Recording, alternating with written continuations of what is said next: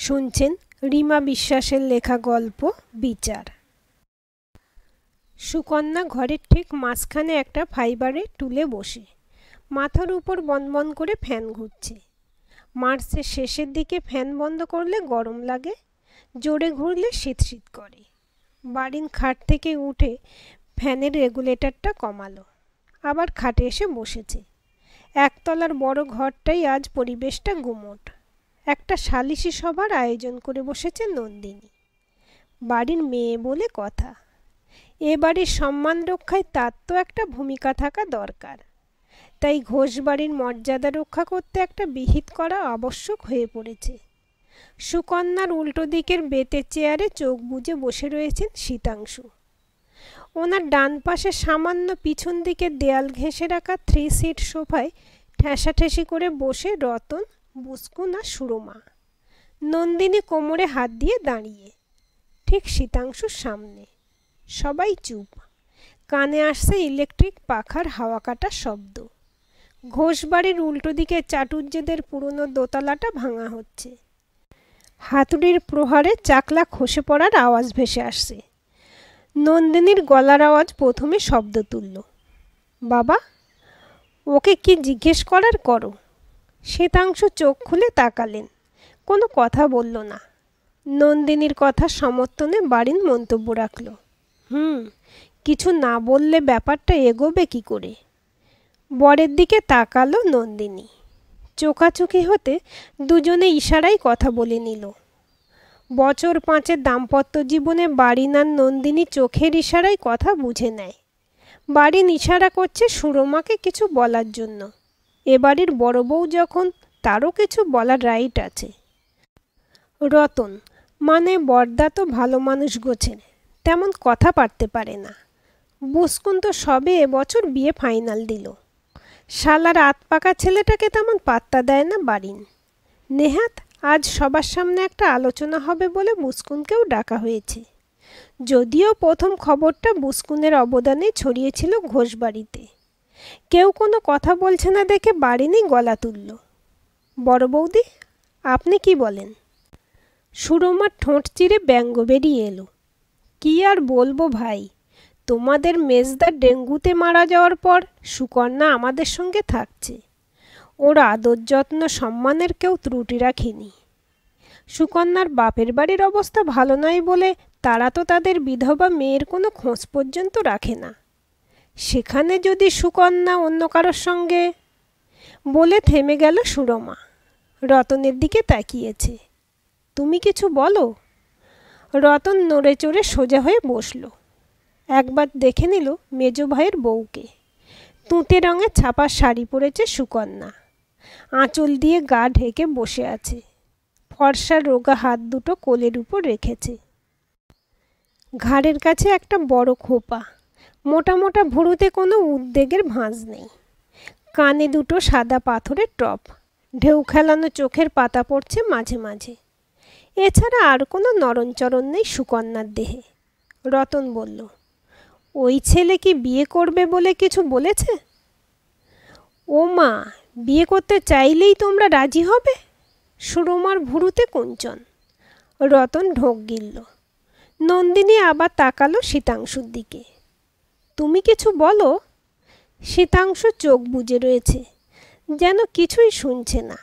বাড়ির মিনমিন করে বলল, কী সব চরিত্র মাইরি। কথাটা ছ্যাঁত করে বুকে গিয়ে লাগলো সুকন্যার। শরীরটা শক্তই রইল, তবে মনটা দুলে গেল। চোখের সামনে হঠাৎ জ্বলে উঠল সেদিনের ছবিটা। রজতের সঙ্গে এ বাড়ির সদরে দাঁড়িয়ে সুকন্যা, সিঁথি ভরা সিঁদুর, লাল বেনারসি জড়ানো সাদা গাঁট ছাড়া হাতে ধরে দাঁড়িয়ে। পাশে রজত চেঁচাচ্ছে জোর গলায়, তাড়াতাড়ি করো দেখি, এবার ঢুকতে দাও। রজতের মামাতো মাসতুতো বোনরা দরজায় আটকে দাঁড়িয়ে, আগে মাল ছাড়, তারপর দরজা ছাড়ব। এই টুকটুকি সর বলছি। জিভ ভ্যাংচালো টুকটুকি। রজত ওর পাঞ্জাবির পকেট থেকে দুটো 500 টাকার নোট বের করেছিল। হই হই করে উঠল তিন্নি টুম্পা, চলবে না চলবে না, 5000 ফেলো। আরে তোদের বৌদি কিন্তু এবার মাথা ঘুরে পড়ে যাবে। কোনো লাভ নেই ওসব জোলো ধমকিতে। রজত তখন সুকন্যার কানের কাছে এসে ফিসফিস করছে, মাথা ঘোরার অ্যাক্টিং করো তো। কোণে সাজে সুকন্যা তখন লজ্জায় মোড়া, লাজুক লাজুকভাবে মাথা নেড়ে না বলছে। সুরমা তখন বরণডালা নিয়ে হাজির। এই তোরা শর্ত বরণ করতে দে। সেই দুবরাজপুর থেকে জার্নি করে আসছে তোদের দাদা বৌদি, আর তোরা কিনা এমন নাজেহাল করছিস। শঙ্খ বাজিয়ে উলুধ্বনি দিয়ে আলতার থালায় পা রেখে পাতিপুকুরের বাড়িতে পা দিয়েছিল সুকন্যা। আশপাশ থেকে সব বলাবলি করছে, ঘরে লক্ষ্মী এলো গো, শঙ্খ বাজাও। এই ঘরটাতে বসিয়েছিল সুকন্যাকে। যেই বেতে চেয়ারটাতে শীতাংশু বসে আছে সেখানে। সেদিন বারিন বলেছিল, রজত তোর বউ যে মা লক্ষ্মীর মতন দেখতে, কি করে এমন বউ পেল গো আমাদের রজতটা। কেন ভাই আমার কিসে খারাপ, জমিয়ে কন্ট্রাক্টরি বিজনেস করছে, অমন লম্বা চওড়া চেহারা। সুরমার জল আর সন্দেশ নিয়ে এলো। তবে মেজদাকে দেখে মনে হচ্ছে এখন থেকেই বউয়ের গোলাম হলো। রজত হাসছিল মিটিমিটি করে। সুকন্যা আর চোখে দেখছিল ওর নতুন বরকে। সেদিন সারা বাড়ি যাকে দেখে লক্ষ্মী লক্ষ্মী রব তুলেছিল, আজ কি সহজে বারিন তার চরিত্রে প্রশ্ন তুলল।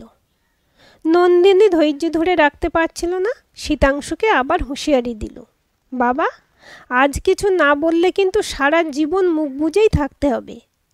ঘোষবাড়ির বউ হয়ে ও ওই ফিসকে ছেলেটার সঙ্গে ঘুরবে। শ্বাস ফেলে শীতাংশু সোজা হয়ে বসল। তুমি কি চাও? সুকন্যার খুব কান্না পাচ্ছিল। কি চায় সুকন্যা? রজতের সঙ্গে বিয়ের 2.5 বছরের মাথায় রজত হঠাৎ ডেঙ্গুতে মারা গেল। এত গাফিলতি কি ছিল রজতের?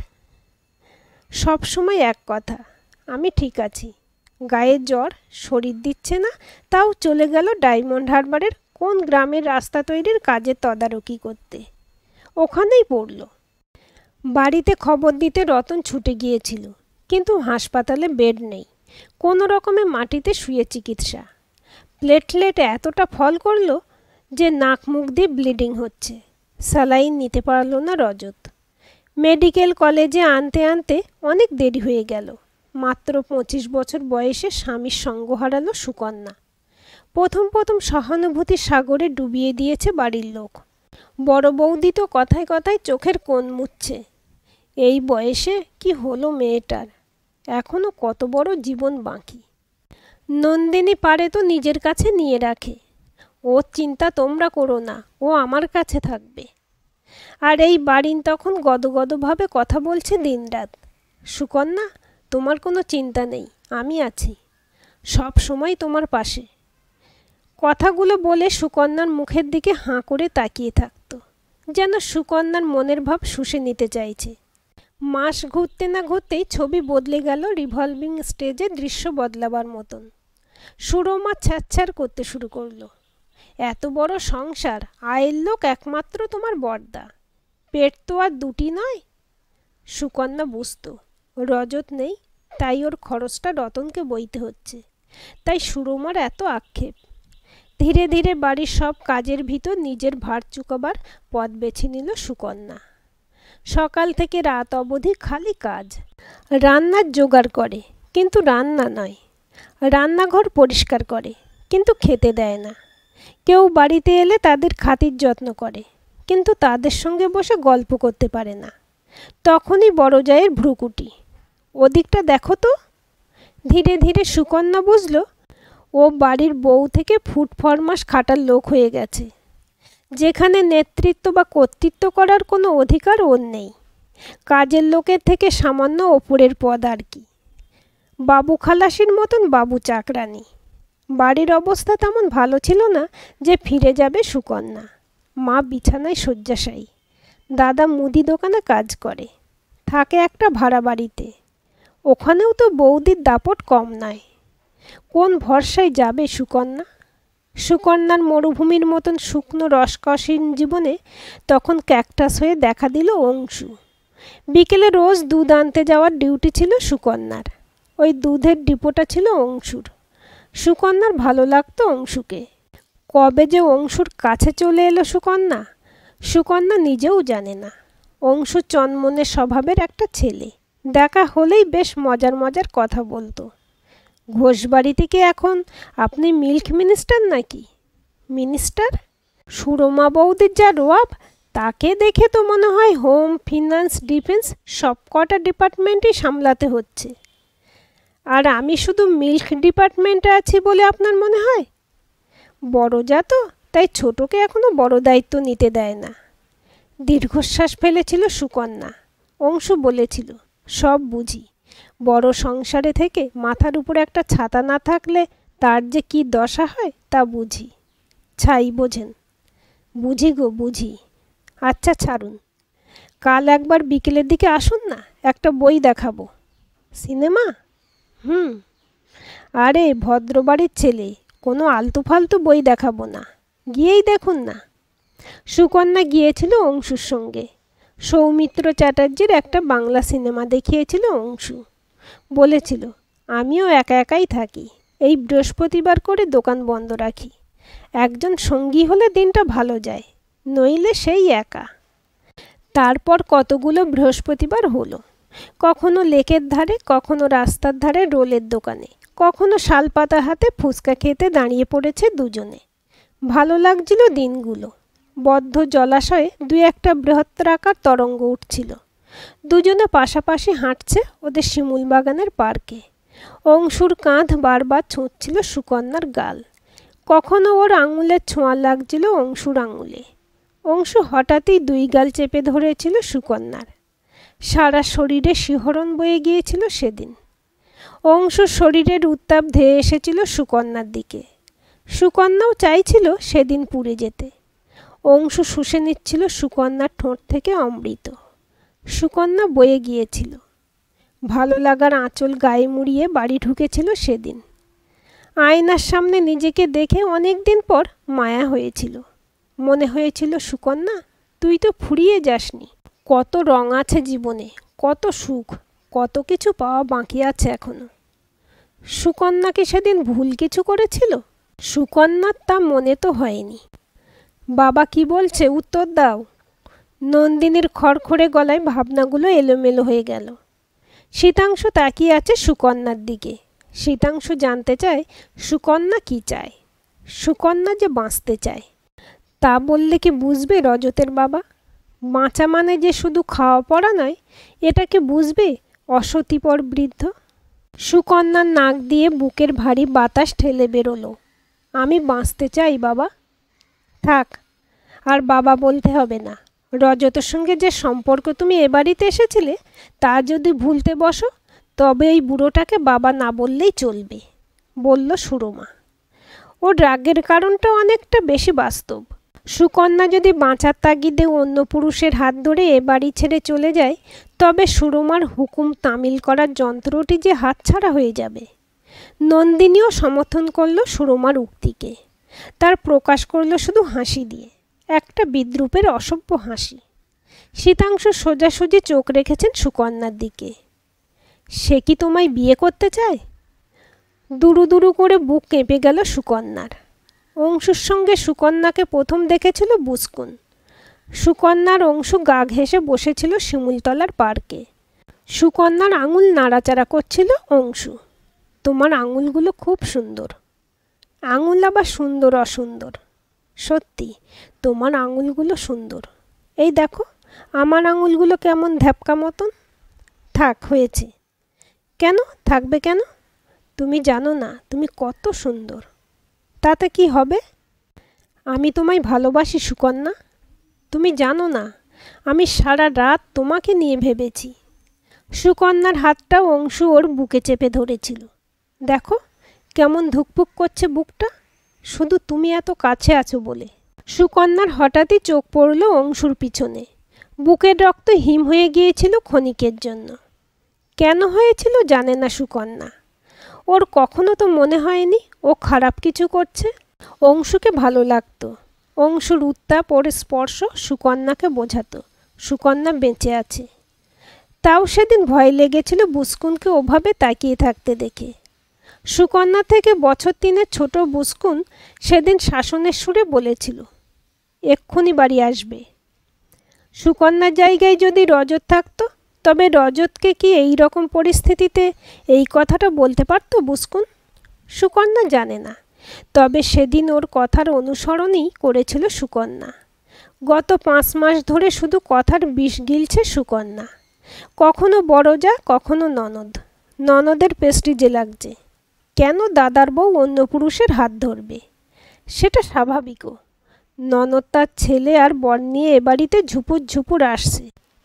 তখন হাতের কাছে সেবা করার জন্য সুকন্যা না থাকলে হয়? সুকন্যা দিনের পর দিন এদের মতলবী আচরণ দেখে দেখে একরকম বিদ্রোহী হয়ে উঠেছিল। কাউকে পরোয়া না করেই সবার সামনেই অংশুর সঙ্গে দেখা করতে যেত, কারো টিপ্পনি, কারো রাগ উদ্গারে কোনো রকম বিচলিত না হয়ে। এতেই এদের আত্ম অহংকারে লেগেছে। তাই আজকে সালিশি সভার আয়োজন।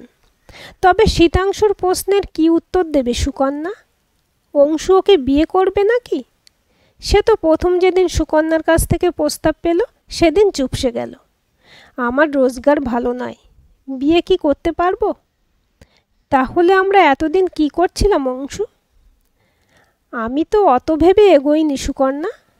তুমি আমার কাছে যদি টাকা পয়সার সাহায্য চাও তো দিতে পারি, কিন্তু বিয়ের জন্য রেডি নই। বাড়িতে হয়তো আমাকে তোমায় নিয়ে কিছু জবাব দিতে হতে পারে, কি বলবো?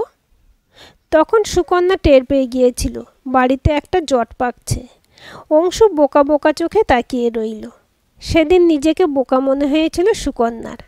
কান্না পেয়েছিল খুব, কিন্তু কাঁদেনি, গিলে ফেলেছিল কান্নাটা। সুকন্যা বলল, বাবা, তোমার কি মনে হয় আমার কি করা উচিত? বাবা বাবা কেন করছো? রুক্ষতা ঠিকরে এলো সুরমার গলায়। শীতাংশু হাত তুলে থামালেন সুরমাকে। বাপ মেয়ের সম্পর্ক কখনো বদলায় না সুরমা। ছেলেটি তোমায় সম্মানে রাখলে আমি বাধা দেব না, শীতাংশু নরম গলায় বললেন। সঙ্গে সঙ্গে ঘরময় গুঞ্জন ছড়িয়ে গেল। সুকন্যার গলা বুজে আসছিল। এত রুক্ষতার মাঝে শীতাংশুর স্বরের নমনীয়তা যেন মাথায় স্নেহের হাত বোলালো। চোখে জল টলটল করছিল। সুকন্যা জল পড়তে দিল না। জল শুকিয়েও গেল। শুধু দু চোখের ঢেউ খেলানো পাতা ভিজল সামান্য। শ্বাস চেপে রাখল সুকন্যা। খুব ধীরে ধীরে ফেলল শ্বাস। বুকের ভিতরের কষ্টগুলো বেরিয়ে এলো হাওয়ার কণায়। বলল, আমার কপালে সম্মান নেই বাবা। থাকলে কি এ বাড়িতে থেকে তা পেতাম না? শীতাংশু চেয়ার ছেড়ে উঠলেন। ধীর পায়ে এলেন সুকন্যার কাছে। মাথায় হাত রেখে বললেন, কিছু কিছু ক্ষেত্রে তা আদায় করে নিতে হয় মা। জানি তোমার একার পক্ষে তা সম্ভব নয়। রতনা সুরমার দিকে তাকালেন শীতাংশু। হাত উঠিয়ে ঘরের চারপাশ দেখিয়ে বললেন, এই বড় ঘর আর পাশের ছোট ঘরটা, আর ছোট ঘরটার সামনে যে উঠোন আছে ওইখানে ছোট মতন একটা বাথরুম পায়খানা করে নিলে। সুরমা চোখ কুঁচকে এমনভাবে তাকালো যেন কিছুই বোধগম্য হচ্ছে না। নন্দিনী বলে, কি বলো কি? শীতাংশু আবার বেতের চেয়ারে গিয়ে বসেছে। এই বড় ঘরটার মাঝে পার্টিশন তুলে দিলে এক পাশে সুকন্যা রইল, আর ওদিকটা হাত তুলে ঘরের দক্ষিণ দিক দেখালো শীতাংশু। একটা দরজা বের করে যদি উঠোন অবধি প্যাসেজ বের করা হয়, তারপর উঠোনের একটা পাশে বাথরুম পায়খানা করলাম, আর ছোট ঘরটা আমার রইল। বুসকুন খিকখিক হাসছে। তাতে হলোটা কি? বাড়ির মুখ নামিয়ে নন্দিনীর কাছে ফিসফিস করল। বুড়োর ভীমরতি ধরেছে। নন্দিনী কটমট করে তাকালো বাড়ির দিকে। সকলের কৌতূহলের পরিসমাপ্তি ঘটালেন শীতাংশু। তাতে হলোটা এই যে রজতের স্ত্রী হিসেবে সুকন্যার এই বাড়িতে একটা অধিকার আছে। তাই উকিল ডেকে এই পোর্শনটুকু আমি ওর নামে লিখে দেব। বাকি রইল ঘরের মাঝের পার্টিশন। কেন? রজত চলে যাওয়ার পরে বাড়িতে যা হয়ে আসছিল আমি সবই দেখে যাচ্ছি। তখন থেকেই মনে মনে একটা ছক কষে গেছি। আমাদের পাড়ায় তো বেশিরভাগ ফ্যামিলিতে স্বামী স্ত্রী দুজনেই চাকরি করে। তাই ওদের টিফিন আর বাচ্চাদের স্কুলের টিফিন বানানোর বিজনেস করবে সুকন্যা। তার জন্য বড় জায়গা চাই। তাই বড় ঘরটা দুভাগ করব। ছোট পোর্শনটায় সুকন্যা থাকবে, কারণ সারাদিন খাটাখাটনির পর ওর তো বিশ্রাম দরকার। আর ওই পাশটাই হবে রান্না বান্না আর অফিস, মানে টাকা জমা, অর্ডার করা, তার বিল রসিদ এসবের হিসেবপত্র করার জন্য বরাদ্দ জায়গা। দরকার পড়লে প্লাইউড তুলে আর একটা খুপড়ি করাও যাবে। আলাদা বাথরুম করছি যাতে ওকে তোমাদের সঙ্গে কোনো কিছু ভাগ করতে না হয়। বুসকুন ফস করে জ্বলে উঠল। বিজনেস করতে কত ক্যাপিটাল চাই জানো? নাকি সবই হাওয়ায় ছুঁড়ে দিচ্ছ সব হালকা বুলি? চুল যখন পেকেছে তখন তা জানি বই কি, যদিও এই বিজনেসে নিজস্ব ট্যালেন্টটাই বেশি, তবে তাও যা টাকা লাগবে আমি দেব। এই মাসে আমার পোস্ট অফিসে একটা টাকা ম্যাচিওর হচ্ছে। হেসে হেসে শীতাংশু বললেন, আর সুখবর এই যে আমার প্রস্তাবটা পাড়ার অবনী আর অসীম ডাক্তারকে বলেছিলাম, তাদের দুবারই অগ্রিম অর্ডারও পেয়ে গেছি। সুকন্যা, তুমি কাজ শুরু করো, দেখবে স্কুল থেকেও একটা অর্ডার পেতে পারো। অসীম ডাক্তারের ছেলের বউ কমলা বিদ্যা মন্দিরের টিচার, বলছিল ও স্কুলের সঙ্গে একটা কন্ট্যাক্ট করিয়ে দেবে। বুঝতে পারছো তো কত বড় একটা ডিল? তবে ছোটোখাটো দিয়ে আগে শুরু করো। বুসকুন লাফিয়ে উঠল, বাহ, নিজের নাতির জন্য চিন্তা নেই। আমি যখন বললাম কলেজ শেষে ব্যবসা করব, তখন হাত উল্টে দিলে। এখন বাইরের একটা মেয়ের জন্য তোমার এত দরদ। প্রায় আর্তনাদ করেই উঠল বুসকুন। ছেলের অমন মুখ চোখ দেখে প্রতিবাদে নামল রতন আর সুরমা। এটা কি করছেন বাবা? একটা নোংরা মেয়ের জন্য আপনি? চুপ! জোর হুঙ্কার দিলেন শীতাংশু। নোংরা? তোদের চেয়েও নোংরা? আর সুকন্যাকে বাইরের বলছিস? তবে শোন, তোরা আমার রক্তের, তাও তোদের আপন বলতে আমার ঘেন্না করে। আর সুকন্যা আমায় যখন বাবা বলে তখন বুকটা আমার জ্বলে যায়। ওইটুকু মেয়েটাকে নিয়ে তোরা বিচার করতে বসেছিস? কি বলছো তুমি বাবা? নন্দিনী প্রায় কেঁদে ফেলে। শীতাংশু হাসলেন। সকাল থেকে তো আমাকে কিছু বলার জন্যই বলছিলি, এখন যখন বললাম তখন কি বুঝতে অসুবিধা হচ্ছে? সুকন্যা কাঁপছে থরথর করে। আজকের দিনের এই বৈঠকের যে এমন একটা পরিণতি হবে তাও আশা করেনি। কাঁপা গলায় বলল, বাবা, আমি কি পারবো? তুমি আমার জন্য এত টাকা পয়সা খরচ করে শেষে? ঠিকই তো, ও কি পারে নাকি? মেয়ে মানুষের দ্বারা ব্যবসা ট্যাবসা হয় নাকি, সঙ্গে সমর্থ পুরুষ না থাকলে? পাশ থেকে বলল বারিন। শীতাংশু এগিয়ে এসেছে সুকন্যার কাছে, মাথায় হাত রেখেছে। অন্যায় সহ্য করাও যে একটা অপরাধ মা, তোমায় পারতেই হবে। এতদিন ধরে যদি সব কিছু মুখ বুজে সহ্য করতে পারো, আর লড়তে পারবে না? সুকন্যা কেঁদে ফেলেছে। সুকন্যার মাথায় হাত বোলালেন শীতাংশু। তুই একা নয়, এই ৭৫ বছরের বুড়োটা এত তাড়াতাড়ি মরবে না। দুজন লোকও ঠিক করেছি, কালুয়া আর লক্ষ্মী, তোর হেল্পার। চোখের জল মুছতে মুছতে শীতাংশুর দিকে তাকালো সুকন্যা। বাবা, তুমি আমার জন্য? যেদিন বিজনেস রমরমিয়ে চলবে সেদিন বুঝবো আমি কিছু করতে পেরেছি। আর তখন অংশুর মতন চারটেকে তোমার কাজের জন্য রাখবে, বুঝলে? বাবা, কাঁপা গলায় সুকন্যা বলল, সব জানি রে মা, সব জানি। তবে যেদিন তোমার জীবনে খাঁটি সোনা আসবে সেদিন সব থেকে খুশি হব আমি। কিন্তু তখনও কিন্তু এই বিজনেসটা চালিয়ে যেতে হবে। বাবা, কাজটা কি ঠিক করলে? নন্দিনীর স্বর গম্ভীর। অনেক দিন আগেই করতাম, শুধু টাকাটা ম্যাচিওর হওয়ার জন্য অপেক্ষা করছিলাম। তুমি কিন্তু ছেলে নাতি মেয়ের থেকে অনেক দূরে চলে গেলে বাবা, বলল সুরমা। দীর্ঘশ্বাস ফেললেন শীতাংশু। কাছে কি ছিলাম?